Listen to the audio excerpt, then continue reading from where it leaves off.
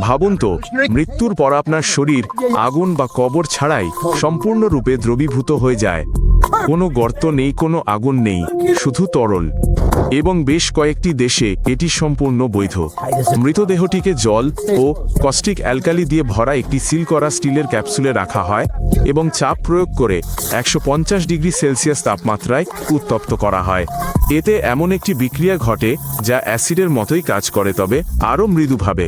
3 থেকে 4 ঘন্টার মধ্যে সমস্ত নরম জিনিস, ত্বক, অঙ্গ প্রত্যঙ্গ, টিস্যু সম্পূর্ণরূপে দ্রবীভূত হয়ে যায়।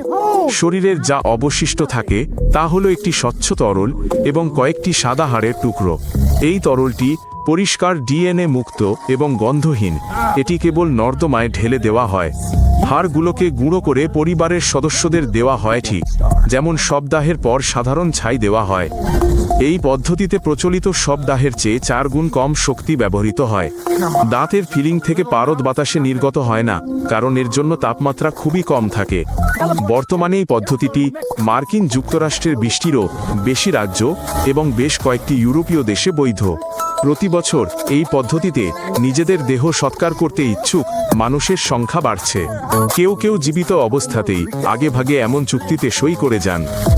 তারা চান নীরবে মৃত্যুবরণ করতে, আগুন ছাড়া মাটিতে কোনো গর্ত না করে, কেবল কয়েক ঘন্টার মধ্যে প্রকৃতির কোলে ফিরে যেতে।